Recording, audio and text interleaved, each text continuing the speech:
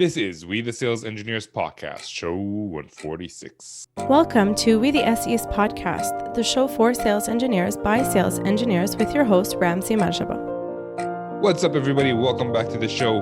How's it going, Mr. The Beard? The Beard. It is going well. It is a warm day here inside the Beard. Humidity at 70% and kind of dry out. Actually, that's is it its own province right now? Is the Beard? Applications are in. Yeah, it may sue or at least apply to be a national park, maybe a provincial park, potentially.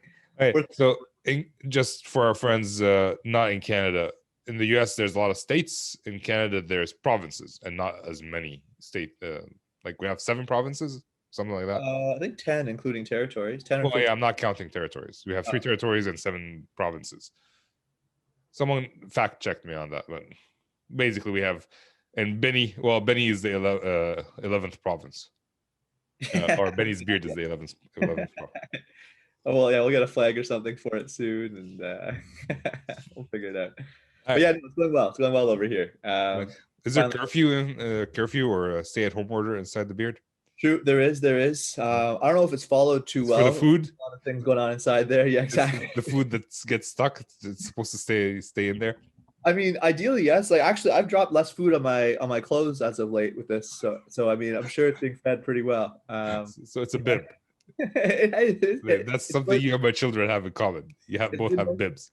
Both a bib as well as it's a scarf too. It's been incredible. I go for walks outside. I don't have to worry about zipping all the way up because it protects me. It's actually been really handy. All right. Well, on a serious note, I don't know how we can get it serious after this. We had a great show today, at least in my opinion, with Faraz Syed. So Faraz has his background is interesting. Like starting coding at the age of 9 and starting his own startup at the age of 13. Well, I'm not gonna spoil the entire show, but he has an interesting experience and he has an interesting way of looking at SE skills and that sort of thing. And that's kind of the focus that we discussed on the show. What did you think, Benny? Yeah, honestly, I could mirror that exact same sentiment. I mean, in the show today, you're going to hear not only his framework as to what he looks for in SEs, and it's a really logical one. It makes sense. So definitely something to be aware of as you go into the job, you go into job interviews, and even as you go into your job, kind of understanding how you're being looked at, I suppose, and how you're being evaluated. I think his framework makes sense for a lot of people. And yeah, goodness, his background is insane. When you check out his LinkedIn, obviously in the show notes, you'll see that the plethora of incredible companies and positions he's held was pretty cool. But yeah, the fact that he started that company at 13 is insane. And you'll hear all about it on the show. Yeah, and I met him through Chris White. So Chris, you're on the hook. The next time you coming on the show, you and Faraz are both joining us. So how about we just jump into the show? Yeah. Good evening, Faraz. How are you doing, my friend? I'm doing great, my friend. How you doing? Good. So last time we talked, you were on the Leave No SE Behind initiative. That's right. You are no longer behind. You've received a job. For the people who don't know you, and I know you're famous, can you introduce yourself and tell us something more? Absolutely. So Faraz Syed, as people call me Faraz. A little bit about myself. I'm a technologist at heart. I started in computers and programming when I was around 9 years old, and by the time I was 13 years old, I had my own software company and it was a small software company, and where I was developing solutions specifically around financial accounting system, inventory control, things like that. Came to the United States in 1998 and started from very, very bottom. I had 2 suitcases and $1,800. And so I got my first job, and my first job was with Bank of America. I didn't really like it, and moved on to a consulting role. And that's really where the shift happened for me. So did consulting for a while, then moved into more of a management. And from there, naturally moved into more of a pre-sales and technical sales. Held a couple of leadership positions. I was a CTO for DevOps at Hewlett Packard, VP of pre-sales and advisory services at CA. Joined a startup. I worked at Capgemini, and now I am not behind and working at Genesys. So that's a little bit of my overview. Nice. All right. So nothing to do with what we discussed today that we're going to talk about. But you started a business at a very young age. What you said you Yes. started at 9, but what age did you have a business? 13. So Okay, the business is about solving problems. How did you know what problems there are in the world at the age of 13, other than the ice cream makes my head go wowie? yeah, so I never had the ice cream thing, right? So for me, it was very different. Okay. I grew up in couple of different countries. Really, it started because I was growing up. I was born in Karachi, Pakistan, and moved to Saudi Arabia in Riyadh, and that's where I was for my first 8 years of my life. And as a foreigner, sometimes it was not good for me to go out and play. So we get beat up and stuff. So my dad said, "Okay, let's get you something that you can do in the house." And I wanted a bicycle. He goes, no. He took me to a computer shop. We bought a computer, returned home, and I started learning coding. And happily after, that was the beginning. Okay, that's very interesting because I don't know how I can solve any problems at the age of 13. And I lived in Kuwait for the first 5 years of my life. Oh, that's right. Yep. Yeah, we were neighbors. Talked about it. Yeah, we were, for sure. Well, here's the thing, right? I mean, I think for me, it was being surrounded by a lot of my dad's friends who were very, very intellectual. They were from accounting backgrounds, computer background, all kinds of. So that gave me a good foundation to be around people that were very driven, and something that's people that I looked up to and learned from. And that's really what helped me kind of propel into this. Okay. Cool. If you don't mind, maybe just asking one more question around this topic. Sure. So obviously, like having your dad and kind of the environment that you were in was definitely one that was quite conducive to you just, I suppose, learning and building on all these different, I guess, I don't know, what's the word offhand? I can't think of the word offhand, but I guess characteristics rather of a person that I'm sure that we'll talk about a little bit later on today. But I guess just when it came to developing something to solve an actual business need, how did you kind of find that at 13? Like, did you kind of do some research to kind of figure out what it was that was needed out there? It was thanks to my dad because he introduced me to the opportunities, right? So, I mean, I'll use an example of, for example, my dad was in a oil business, and they would respond to these large RFPs, and they had to do it manually, right? So basically, I looked at it. He said, "Hey, can you build a program where I can provide some inputs, and then I get certain output out of it?" So I said, "Okay, well, let me try something."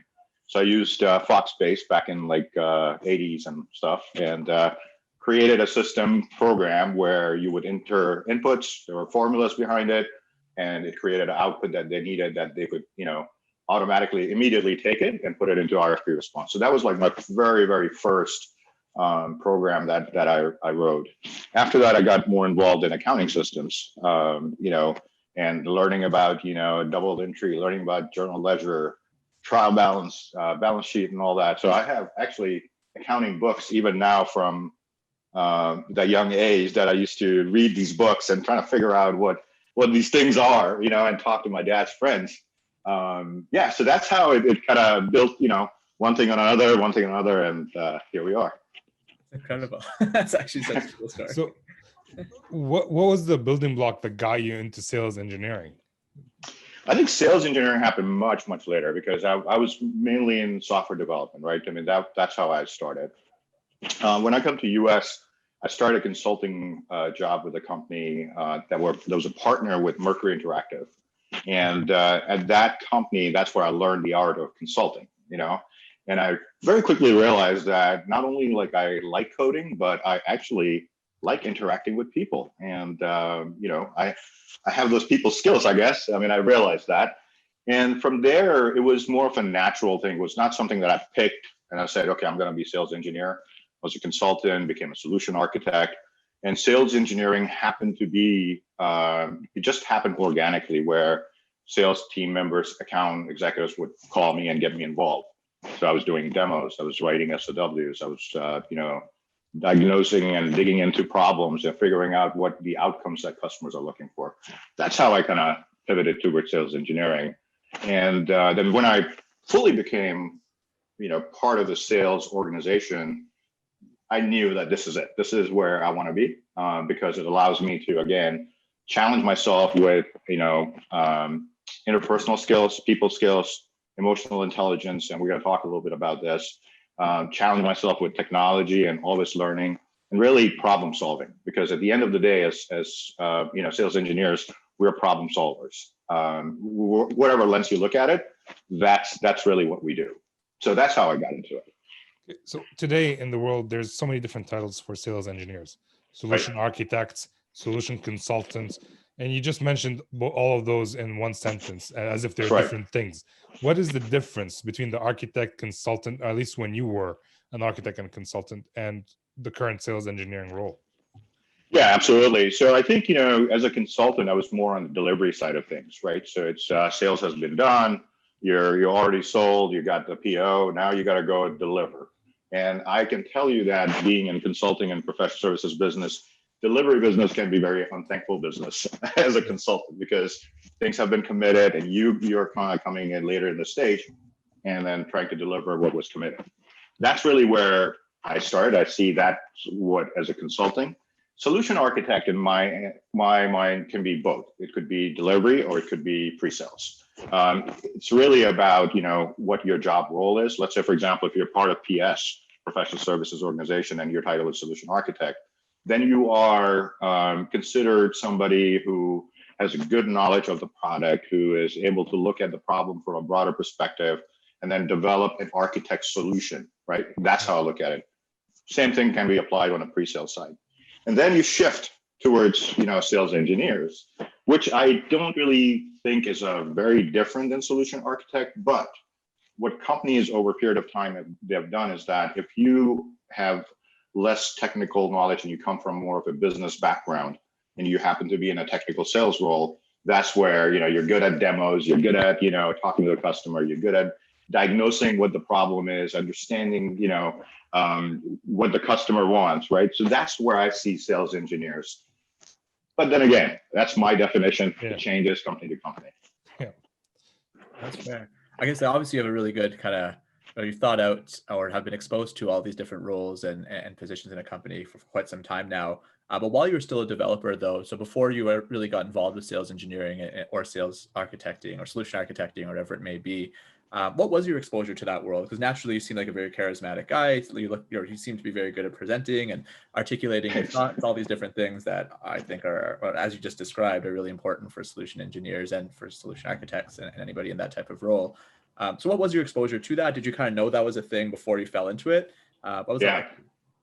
Yeah, good question. And thank you for the compliment. I'm actually getting embarrassed and we're going to be read here shortly. So, how I got into the sales engineering was really, it happened organically. I didn't even, I knew there was something called sales engineers that existed. And this is, I'm talking in 2000, 2001, when I really got into consulting business. I knew what sales engineers were there. I'd heard about them. But for me, it really happened at a company called Genesys. Genesys, when I worked there, I was hired as a consultant to do delivery work. But I saw an opportunity and a gap where the sales guys were engaging with our CTO. Our CTO is one person, and you've got 10 sales guys. So I kind of stepped in and I said, let me learn from my CTO. He's one of my mentors and coaches and somebody I look up to. And so I started kind of looking at how he does demos, right? And it's an interesting thing. I started copying. His name's Nate, and I started copying Nate actually in how he did demo. How did he deliver the pitch? Even little things like how he told a story and moved the mouse, and just looking at all these nuances and details and trying to replicate that. So I started doing that, and that created an opportunity for me to not only do delivery part of consulting work, but also get engaged on sales. And that elevated, as the company grew, it gave me an opportunity to run a business unit, which included, SAs and pre-sales and professional services. And that's how I got into it. So it started with a company called Genesys. Out of curiosity, I've seen technical people try to do demos and they weren't always great. The way you're describing your Nate and how he did the demo, he seemed to have done a good job that impressed you into learning from them. How did you know it was a good demo? So Nate became my mentor very quickly, right? And he was one of the top SEs in his previous company, and he founded this company. So I knew. I mean, and I kind of knew the first time I watched him do the storytelling part. I'm like, okay, that is very interesting. It's different. It's very interesting, and I gotta figure out how to deliver that. That's really how it kind of started. But you're right. It's a skill that you have to develop. It's not something that sometimes you do still have good communication skills, right? And you got to figure out how to tell a story, how to be able to, let's say, for example, you're doing a demo and something doesn't go the way you want it to go. That's a technique. Sweating. That is, it starts sweating, right? Is it hot in here? That's right. Or you very smoothly kind of work around it. And that's the part that skill set that you develop over a period of time. That's what I learned from him. Benny, were you writing a question, or were you just putting in a note that this is amazing? Both, I guess. I suppose. May as well talk about it though a little bit. Something we just noticed, or I guess that I just noticed on your LinkedIn. I'm sure Ramsey saw beforehand. Is the fact that your current role right now kind of combines technical sales, pre-sales, just in general, I suppose, with customer success. And we actually had a pretty recent guest not too long ago, a founder of Badger Maps, that kind of had a similar type of role where he had SEs also acting as almost as customer success managers in many respects. Right. So that isn't as common though as you might expect it to be, I suppose. The whole idea of pre-sales, being intertwined with post-sales and customer success. Is that the first time that you've kind of seen it happen over at Stratified, or is that something that you kind of implemented due to past experiences? Kind of what's your view on combining the whole pre-sales and post-sale experience? Yeah, I mean, I think it's Stratified. It was the need, so I jumped in wherever the need was. Initial need was to build up the the pre-sales team. So standardizing on our demos, hiring people, the right people, putting them in position to be successful. What is our storytelling around the specific use cases, right?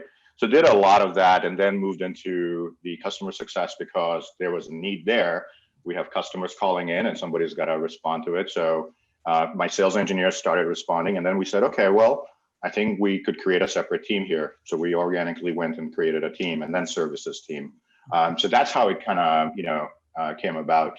But when I talk about, for example, you mentioned customer success. To me, customer success is still somewhat a new discipline. It's still being defined, and everyone has their own definition of customer success. So customer success really started, to be honest, if you look at companies, traditional companies like HP, IBM, they would have support teams, right? Technical support. That's where really the concept of customer success in my mind came from. Then you have Salesforce coming in and launching this SaaS, CRM system in cloud. Okay, well, you can still do technical support, but you got to do more, because now it's not only technical part, but you want to focus on adoption. You want to focus on, solving, if a customer is having a problem, like how do I quarterback that problem internally within my team? So it started to evolve. And today, if you look at customer success in some companies, like my company in Genesys, right now we have its own customer success group. We also have services group, which is separate from it. But I've also seen these two groups kind of work together under one umbrella of customer success. So it really depends from organization to organization. One thing I'll say is that, if I had to look at technical sales and pre-sales engineers, solution architects versus customer success managers, the main difference I see is that in sales engineering, you have somewhat of a 50-50 divide between your interpersonal skills and how you communicate, your client management skills with technical. It's very 50-50, right? Customer success, I kind of see it more like 80-20, in a sense of 80% is about how you present yourself to customer. Is, how are you making sure that customer needs are taken care of, focusing on adoption. The 20% is you've got to know your product. I mean, if you don't know the product, then obviously you're not going to be able to. So understanding basics, and then pulling in, professional services or solution architect from PS to do more of a technical work if you need to, right? That's how I kind of define those three things. So I hope that answers your question. Yeah, no, it totally does. That's super comprehensive and lots of really good reasoning behind that too. I was even just expecting, to be honest with you, something as simple as, 'cause I know that we also, or my boss at FuseBuild actually, repping that sweater right now. He kind of The implemented show the is same not type of thing. sponsored by FuseBuild. True enough. Yeah. That's right. That's a question there. He's like, give me sponsorship, man. True. Pending, sponsored pending, I suppose. But anyways, he kind of combined the two ideas as well, kind of combined the pre-sales, or has a really tight-knit group between pre-sales and the post-sale, just to even be able to, like, I guess when a customer becomes a customer, have that same level of support and the same level of, or the same people involved, I suppose, that architected a solution for them in the pre-sale, be super involved with them in the post-sale, just to allow the loop to be closed much more cleanly than kind of sales pitching one thing, throwing it over the fence, and then having CS kind of deal with the mess after the fact. So just having them intertwined kind of reduces all that, but everything that you said just adds on to that. So no, that was yeah.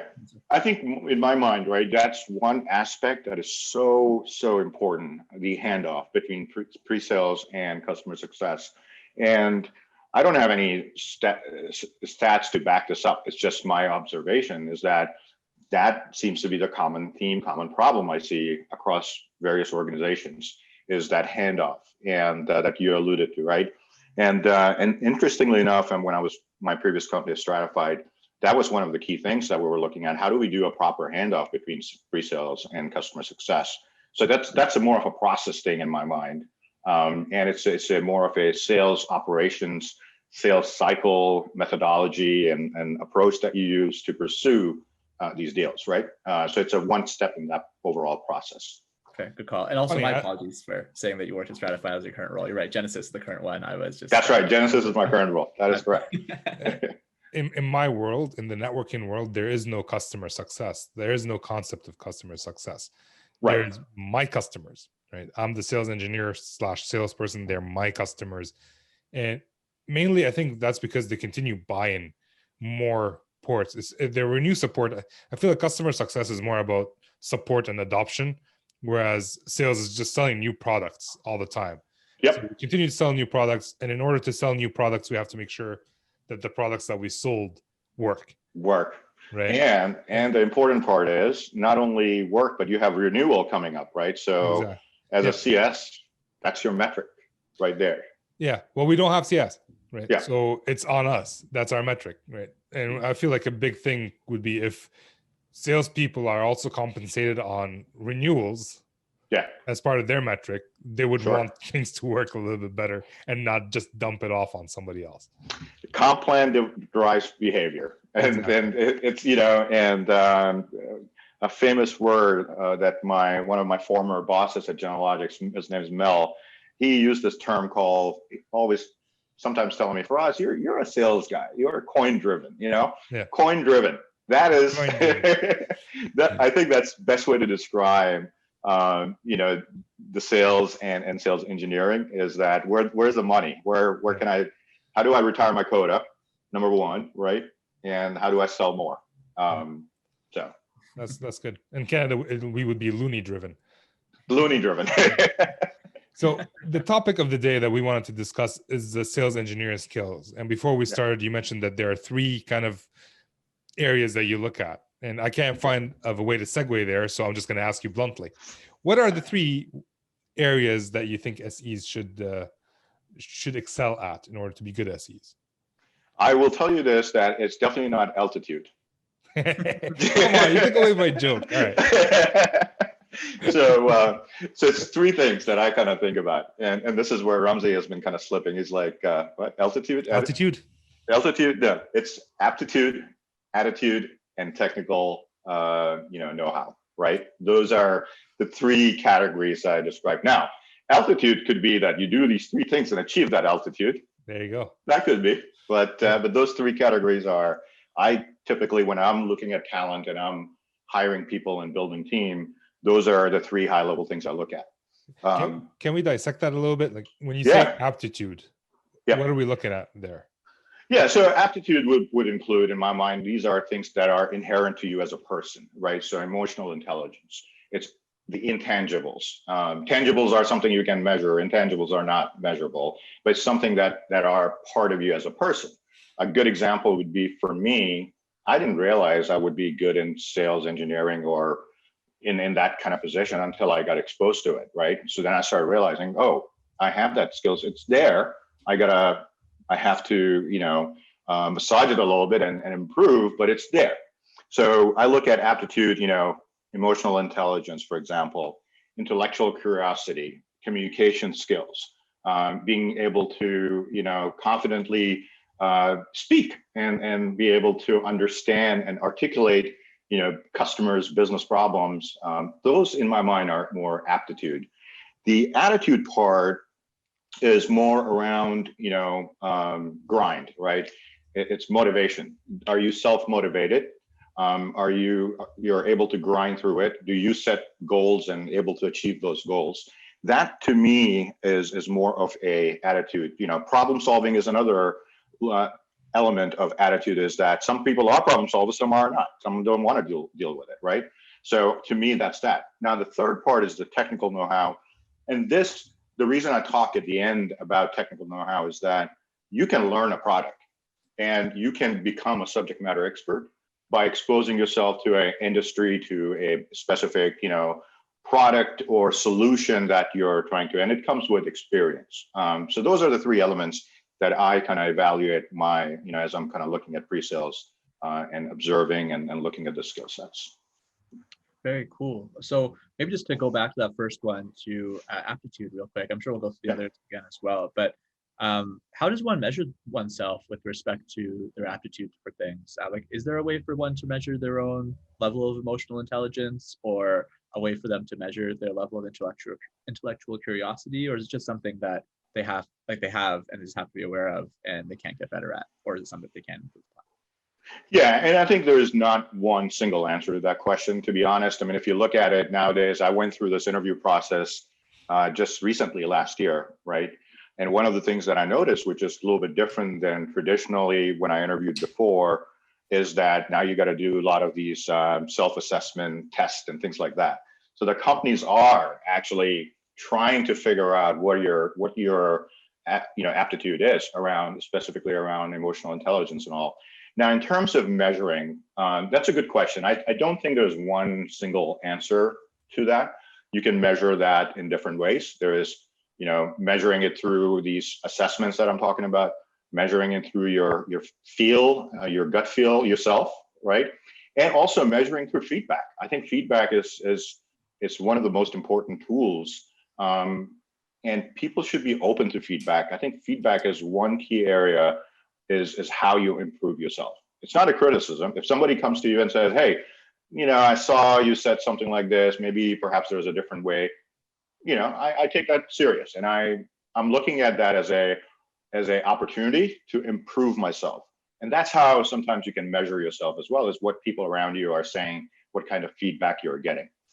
And just to add to that, even if they're not telling you anything, you can tell by the way they look at you. That's right. If you messed up or not. Like, I can tell when my wife is mad at me after I say something. It's like, all right, I guess I'm not saying that again, right? Or they stop calling you back. Yeah. So I guess that's something you need to pay attention to. Or how do people improve their emotional intelligence and their aptitude? Sorry, yeah. How do you improve? I mean, there are many ways. In my mind, number one, it all starts with recognizing where you are within your emotional intelligence. I think that's number one, is having that real, self-discussion with yourself. There are times when, as humans, we perceive ourselves in a certain way, and the reality is much, much more different sometimes. Yep. And so being very real with yourself in terms of what your weaknesses are, where your strong points are, and then doing a lot of, for me, it was more self-study, getting coaching, having mentors. Like I talked about Nate, for example. Without him, I wouldn't know how to demo. I mean, I could have figured it out, but I modeled myself after somebody, right? His emotional intelligence level is very high. And I look at the way that he did things. I said, oh, that makes sense. Let me try that as well, right? It's a continuous process of continuously evaluating yourself and being real with yourself, and be looking at opportunities and how you improve, whether that's by self-training, modeling yourself after someone, or even, more intellectual educational courses and things like that. That's how I would say, you improve that. Now, with that said, aptitude is hard to measure, right? Technical know-how, very easy to measure. This is exactly why I put aptitude first, is because, that is number one thing that you can teach somebody, of course, but how willing are they to learn? So to me, that's where I focus on emotional intelligence, is that the emotional intelligence tells me the maturity of that person, how he's going to react in stressful situations, how he's going to respond to a certain, situation that may not be a pleasant one, right? Or you are dealing with a difficult person. So how do you manage, that difficult person? Those are all things that are part of emotional intelligence. Wouldn't attitude also kind of drive aptitude as well? Absolutely. Yeah, they're very dependent on each other. Yeah. Self-motivation, I think, if you have self-motivation, that drives your willingness to improve your aptitude, right? And self-awareness. So it's self-awareness. It's I think wanting to go, yeah. Attitude is a vehicle, to be honest, because aptitude is more conceptual. Yep. Attitude is more like, what do you do, right? So it's a vehicle to improve your aptitude, in my mind. And you were talking about like the intangibles of sales engineering. I just thought it was funny. 2 years ago, or maybe a year ago, I have a show 56, no guests, just me and the microphone. Okay. And Okay. the title is The Intangibles of Sales Engineering. And in my mind, when I think of intangibles, if anyone's ever watched basketball, have you ever watched basketball? Like Dennis Rodman? No, I'm more of a football guy than basketball, but I understand basketball. Yeah, so, but there's a picture of Dennis Rodman flying parallel to the ground, trying to get a ball from bouncing out of bounds. That's the intangible for me. Like, this doesn't count towards his stats. It will never count towards his stats. No. But he's sacrificing his body to get it. So in my mind, that's when you say intangibles, that's what I think. Or look at Michael Jordan, right? I mean, somebody like him, or Stephen Curry. I mean, he can shoot the ball from the other side of the court. That is, something you can't teach. That's the intangibles, that I'm talking about. Benny, you had a question? I do, yeah. So I guess speaking about attitude, it's a pretty good segue towards it. So attitude is certainly something, like you said, pretty intertwined with aptitude. It is a vehicle towards improving oneself. Have you ever, just in the interviews that you've been in, just in your experience in throughout your career, have you ever come across anybody or people who maybe portray a certain type of attitude, and then once you really get to start working with them, it's different? Like, is that something that's easy to fake, or is it something that it's like, is that or is pretty, wow, I can't say words, or is attitude just very obvious to see through? It's both, I think. In my process of interviewing, I don't really talk a lot about, technology and, how did you do this thing and from a technology perspective. Really, my questions that I'm asking about are, I'm testing the person I'm interviewing to see how they respond to my questions, right? That's how I evaluate. To your point, though, yes, you can absolutely fake aptitude and attitude, but the downside to that is that these are things that don't remain hidden. People find out, things show up, right? I mean, you got to go, let's say, for example, if you did very well in an interview from a communication perspective, but you have that fear of talking in public when you have more than one person, that to me, it comes out. It's going to come out at some point or the other. So that's how I kind of look at it. Even still, even in the interview process, let's say you don't have the fear of talking to people, it will show, because it shows by how much research you've done about the company, right? Absolutely. It shows that you have self-motivation or not, or you care to learn, or you think you're holier than thou and don't have to learn. It shows in the research you've done for the demo. If you go through the sales process, it shows with the follow-up. Like, I've had interviews where I didn't know how to answer questions, even though they're not my customers or anything. After the interview, especially if they're technical questions, I send them an email with the answers. Yeah. Right. Yeah. just Yeah, for absolutely. the hell of it. It doesn't really add. Like they already decided I don't know the answers, so I don't know if it helps or not. But it's just in me. I have to send the answers. I can't not Right. do it.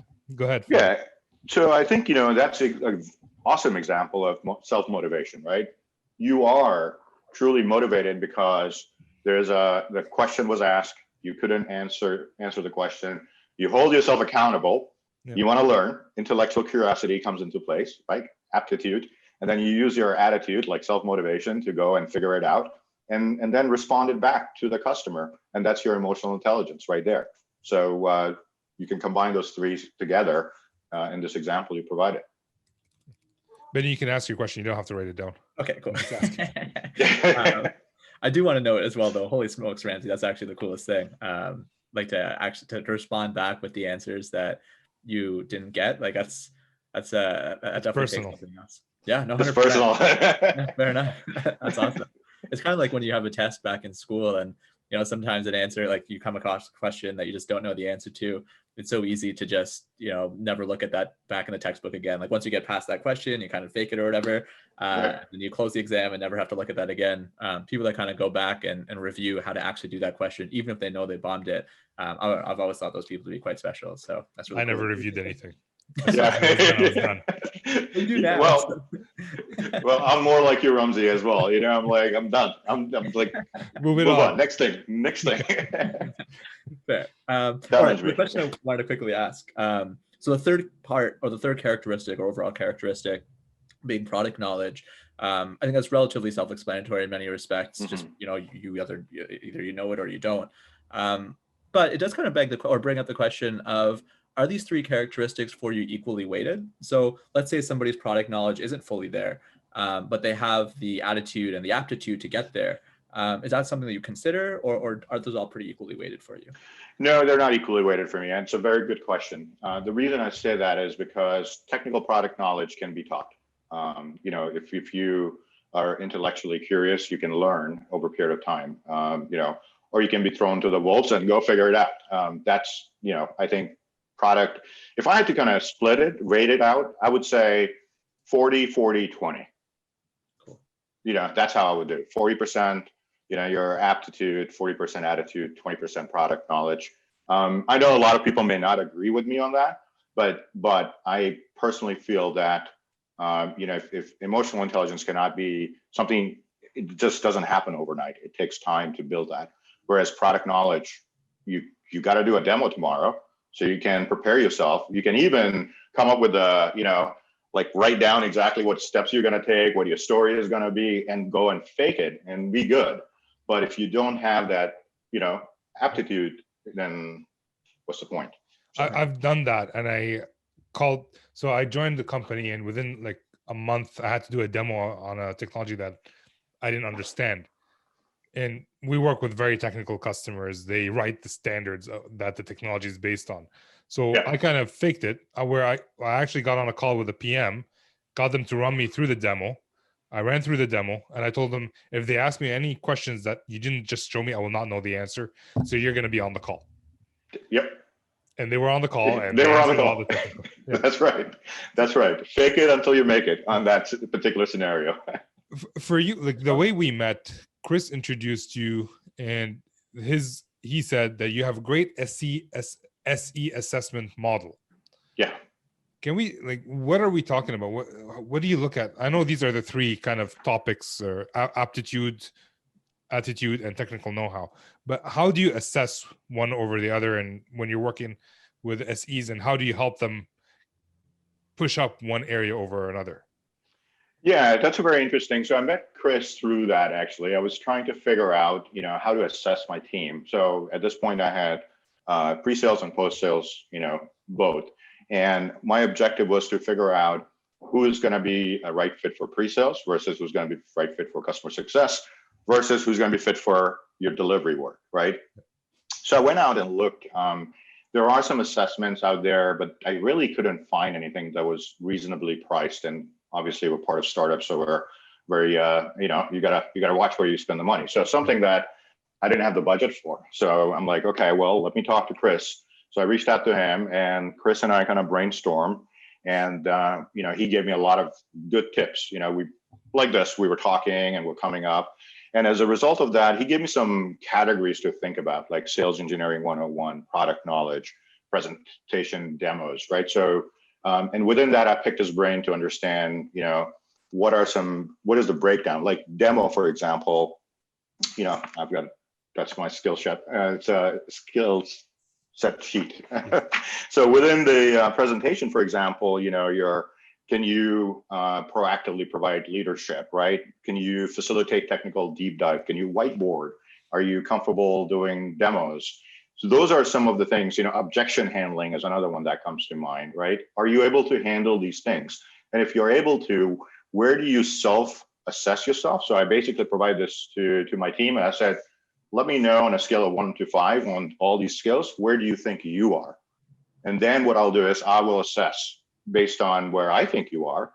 And third, we will have the sales team, if you're in pre-sales, have them assess where they think they are. Ooh. Now you've got a good baseline of, remember we're talking about, self knowledge of like where you are, the self-perception, that tends to be high most of the time. Yeah. It's just natural for humans to have that.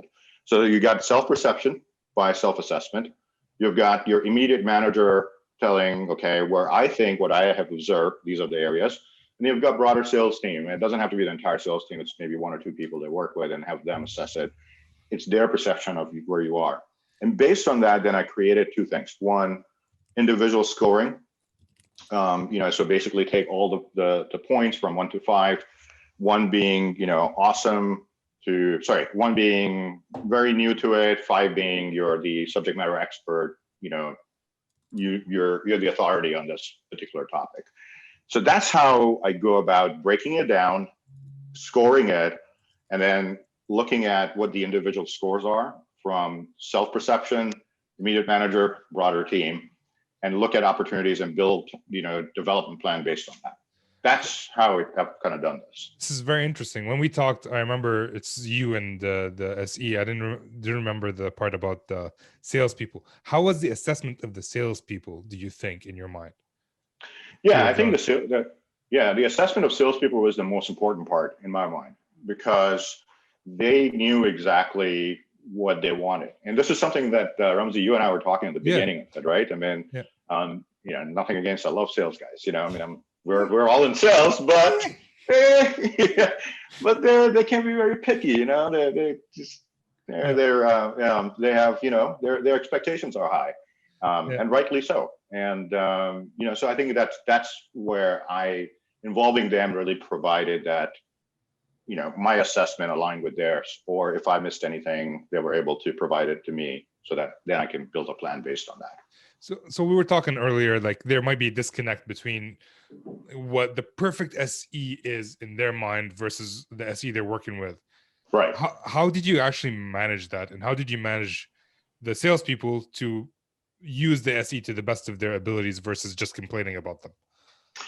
I think it's showing them the progress, right? And if the sales guy comes to you as a leader and says, hey, from your team, I had this particular SE and this is what happened, and this is the area that I think he can improve on, I as a leader take that very seriously, because it's not only that I'm developing my team for now, but I'm developing them for their own future. This is not the only job they're going to have. They're going to, so I'm thinking about 5 years from now, what they're learning now, how is that going to help them? Or a year from now, right? Yep. Or in their new future job. So really taking things very seriously as you get the feedback. It goes back to the feedback again, and taking that feedback, communicating effectively without making it personal to the SE, and then constructively coming up with a plan, whether it's attending courses or tying them up with somebody else to see they can learn from the other person. You come up with development plan. And one thing I realize is that people are generally very hungry in our business, in software business, and especially if you're a SE. I've noticed that there's a trait where you're hungry to learn and to improve and to grow, and that element plays a valuable, a critical role in your coaching. do you mind if I push back a little bit? Like, Sure, we absolutely. so I work with a bunch of different SEs and salespeople, and we have some SEs that are very technical, not great on the interpersonal level, but because they're so great on the technical side, customers love them because Yeah. they know they can solve any of their problems. But the complaint I get from salespeople is that, oh, he's not doing all these other things that, you know, that we want them to do. And in my mind, Sure. but why are you expecting him to do all that when he's doing this? Like, he is improving, Mhm. no doubt. But the salespeople think he's not improving as fast as they should. So how would it be? I guess I don't know how to actually ask that question. Is it the salesperson that's supposed to adapt so that they can get the most out of their SEs, or is the SE supposed to adapt to serve their salesperson? I think it's both. It goes both ways, because if you have one way and going this in one direction, then it becomes more of a, let's say if I'm a SE and I am just listening to what my sales rep is telling me to do, and I'm almost becoming like an order taker, right? Go for it. Yeah, there's no value in that.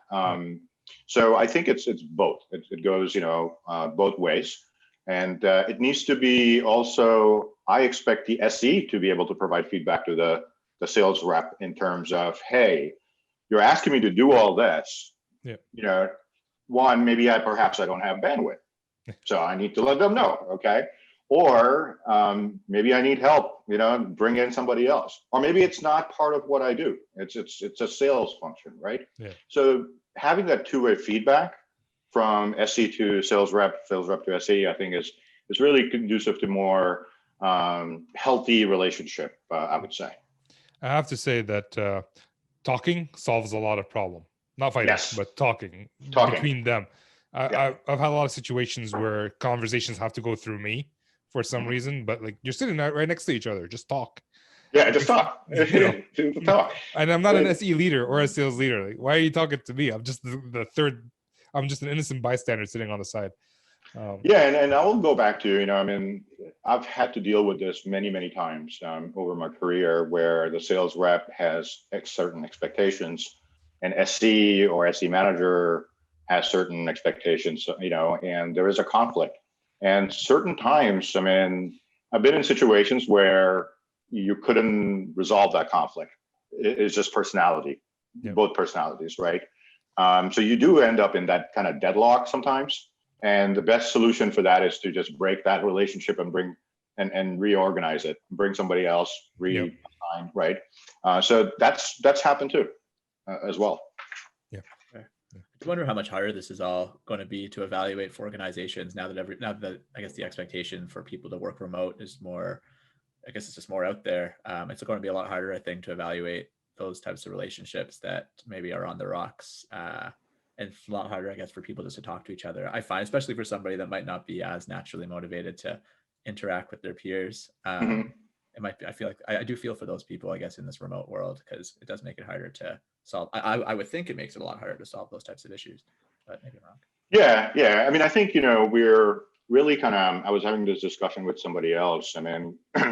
With COVID and this pandemic, we would really, there's a paradigm shift going on right now, where before it used to be like, okay, I got to travel, I got to be in front of the customer.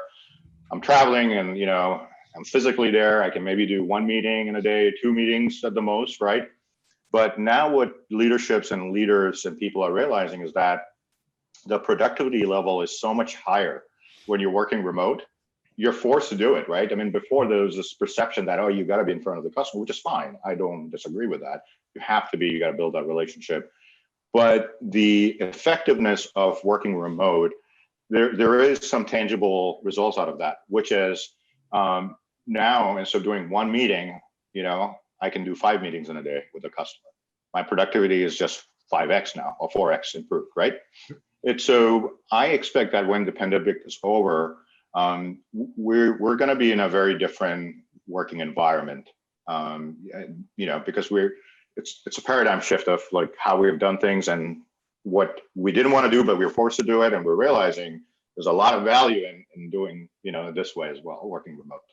True enough. I do wonder from a culture perspective for organizations, like I haven't done any reading on any of this or haven't done any research or anything to do with it, but I feel like a large part, or maybe I'm also just used to it, but a large part of building a company culture sometimes is having that exposure to those that share that culture with you, and like having different things that bring people together. But you're right, like in this time of change, how companies are going to maintain that same level of culture while everybody's remote, I think will be interesting. I think Yeah, I know. Go ahead. Go ahead. No, you go ahead. No, you go ahead. I was just going to say that,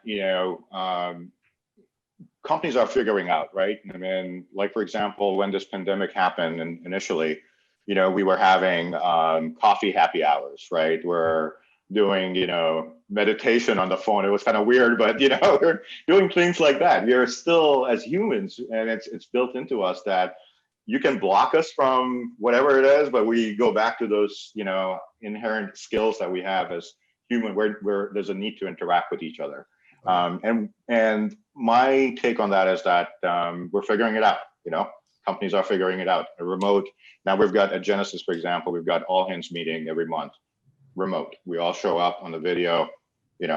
People are more comfortable, to be honest. In February, if you asked me last year, before pandemic, if you asked me to do this video Zoom chat, I would have been a lot more uncomfortable than I am today, because it's the practice. It's doing it every day, being on the camera, getting comfortable. Yeah.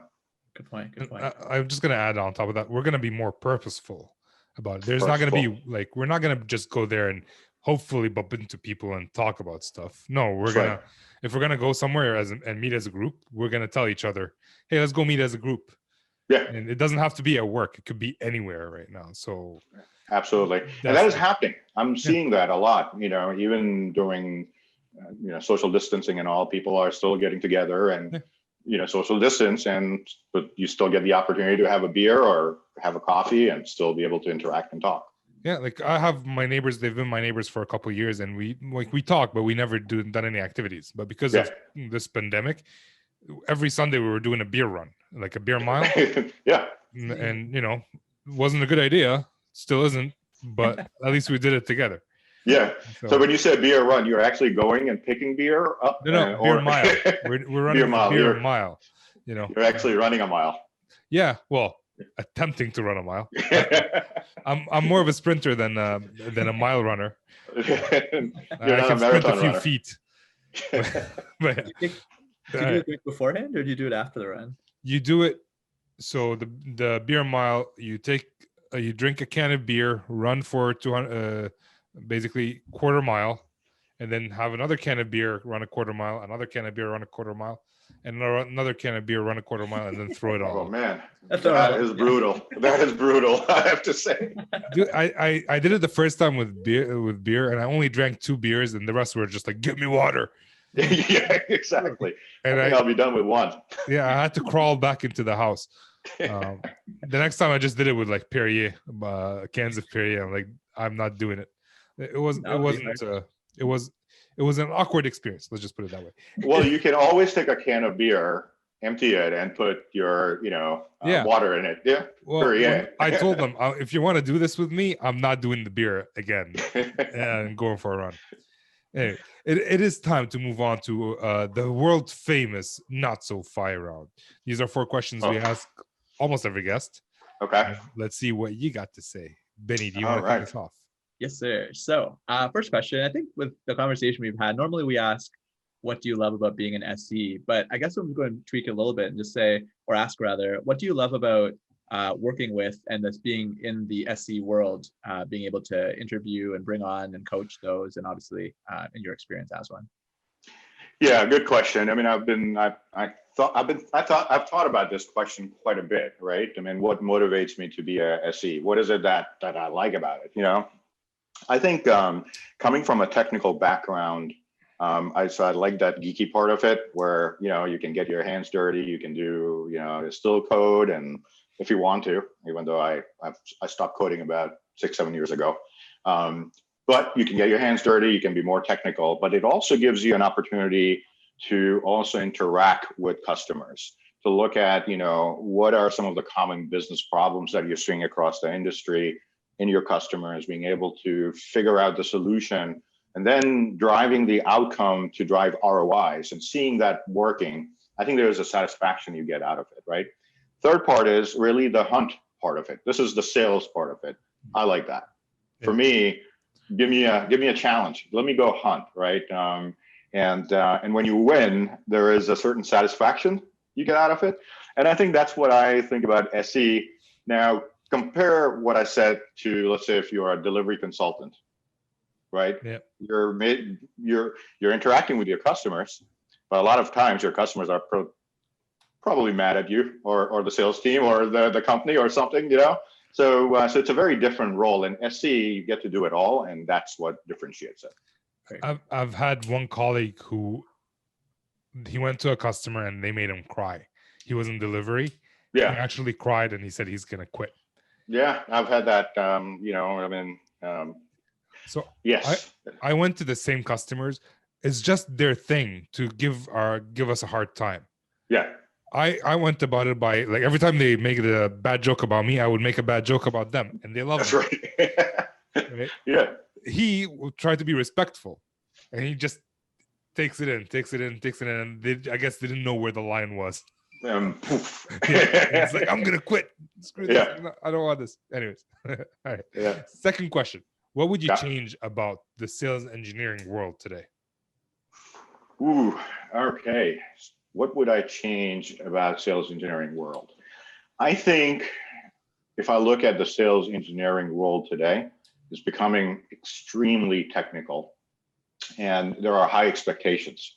You got to be able to do a lot, and you have to be, and I learned this when I went through my interview process. The expectations are, if you're working for a company like AWS, Microsoft, high expectations. You got to know your stuff, right? So I think what I would change is that that puts a lot of pressure on sales engineers. So what I would change is to reduce those expectations a little bit and focus more on the growth, right? If you can bring in the intangibles and you have some basic foundational technical knowledge, then you're fit in the culture of the company, I would hire that person.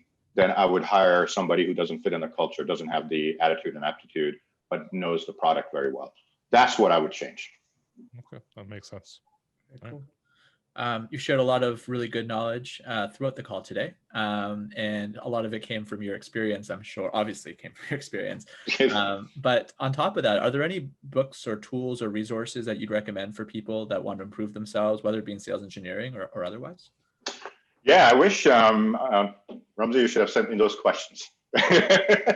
Sorry. There are books. Absolutely, there are books, and I'm drawing a little bit of a blank here because I've got books right over there that I want to tell you to read. But one of the books that I found to be, very interesting for me was the Challenger Sale, which I think everyone has read pretty much. I mean, everyone I know has read that book. So I read it about 5-6 years ago when I worked at CA, and it really opened my eyes in terms of, the going back to the example that you provided, Ramzi, where you were joking with the customer, they will make fun of you, make fun of them, right?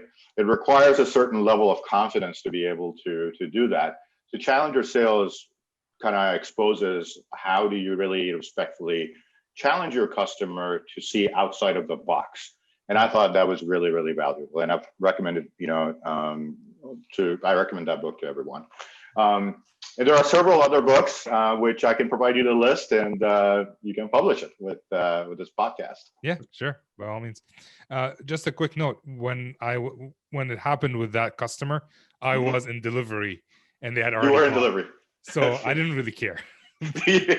When I first started as a sales engineer, I didn't know how to deal with it.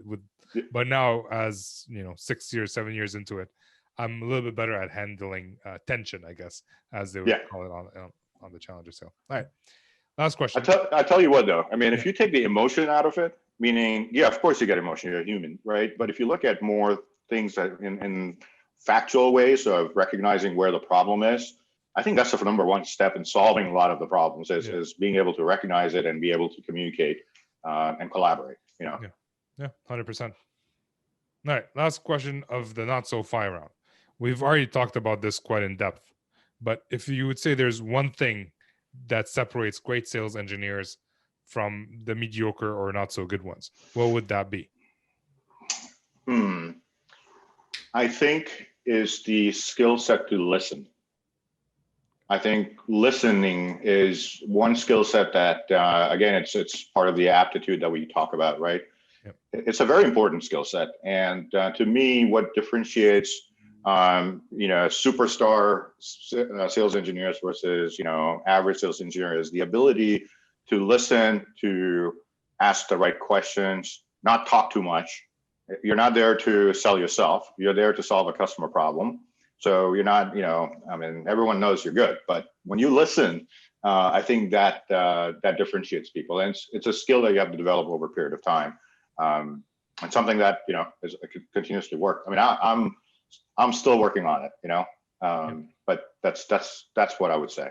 Yeah, I have Listening. a podcast interviewing people, and I'm still working on it. Right? It doesn't come easy, and not only that, I've noticed that I may do it on the podcast. Sometimes in front of customers, I may miss it, and in front of like family, I definitely miss it, which is that's a different story though. That's a different story. Yeah. All right. Great. If people want to reach out to connect with you, Faraz, where would they do that? LinkedIn. So reach out to me. It's Faraz, Faraz Syed, Syed, NC, North Carolina. That's where I'm based out of. Okay. That's my LinkedIn profile. So yeah, if you can find me, and there are a couple of other Faraz Syed, so make sure it's Faraz Syed, NC. Right. We'll put a link to your profile on the show notes. And this is show 146 coming out next week, the week after. Awesome. If people are listening, it's already out. So okay. Just pointing it out. All right. Well, we'll call it a day. Thanks a lot for us for coming. I appreciate it. Yeah. Thank you, Ramzi. Thank you, Abini. I think it was great talking to you guys, and look forward to seeing some feedback on this and improving. Well, that's it. Thanks for coming on. I didn't notice a difference in our questions, Betty. I noticed that most of your questions were targeted around like interview and what he's looking for, and most of my questions were targeted after like someone is already hired and how they can actually enhance their skills. So like, I like the fact that we're both on the same show talking about two different, related stuff. So yeah, I think we like to give a holistic experience. I don't think we meant to do that, but like that's how it came out, which is great. It's like we both have curiosity towards the subject from different angles today. True. Most of the time I ask questions about interviews, but today you were doing it. Yeah, you're rubbing off on me a bit, I suppose. I'm moving forward too, so we're not asking duplicate questions, which is good. Fair. But yeah, no, good thing that we did ask the breadth of questions we did, because goodness, what a conversation. And just what a guy to have on the show. That was really cool. Like the framework, the three things, the three attributes or characteristics, aptitude, attitude, and altitude. And that, I was going to say that's the bonus one, because I think he's right. Like in the end, you have all those things and you will soar high. So just to explain that, I couldn't say aptitude and attitude. I usually replace one of them with altitude. Fair. Before we started the show. So when we started the show, he kind of made fun of me. Honest mistake. And honestly, like it does have applicability, I think, the idea of altitude, because it even maybe speaks to their ambition, right? Like if they see themselves flying high. Darn, I wish I said this on the show, but this is the show. We're recording. This is true. So but like, keep going. Having that kind of having that vision for yourself to be able to soar high and to have that high goal for yourself kind of speaks to what he was talking about, the whole 40-40-20 breakdown as to how important attitude, aptitude, and altitude. Altitude, how important those all are, because if you have the first two, then you kind of build up your product knowledge. Well, same idea with altitude. If you kind of see yourself being able to soar high despite where you are right now, then I think that's a great vehicle to be able to get to that point where you are fully, I guess, your best SE. So think about, remember those four things. Here's the problem I have. I want to pose to our listeners. I'm having a problem. 1 hour does not seem enough when I'm having conversations with people. Sometimes half hour is more than enough, depending on how much there's connection and all that. But the last few episodes, like with Mike, Orth, Steve from Badger Maps, and this one with Faraz, 1 hour just didn't seem enough. The question is, if we ever scheduled, and that's a big if because we're all busy, if we ever scheduled a podcast for more than 1 hour, would anyone listen to that? So on LinkedIn or Twitter, wherever, reach out to me. Let me know what you think. I'd be very interested to know about that, because I don't know. I can talk to these guys for hours. We can have like a 3-hour conversation and I wouldn't even know it. But when it's 1 hour, I'm kind of looking at the clock the entire time. I want to be respectful of everybody's time. So let me know what you guys think, and we'll see if we can actually make it happen. Sounds good. Yeah, I bet if we, I don't know if we talked about it on the show or afterwards, but if we do have a beer on the show with Faraz next time, Yeah, we definitely will. Going on for quite some time as well. Just the conversation, like time gets lost and conversations go flowing. So yeah. Maybe we should do like a LinkedIn live at 8:00 at night on a Sunday or Friday or something, and just all right. We'll brainstorm offline. But if this is something that's interesting for you, whether it's LinkedIn Live or a podcast format, please let me know, and we'll figure it out. Sounds good. All right. Well, this is Ramsey for the Beard signing off.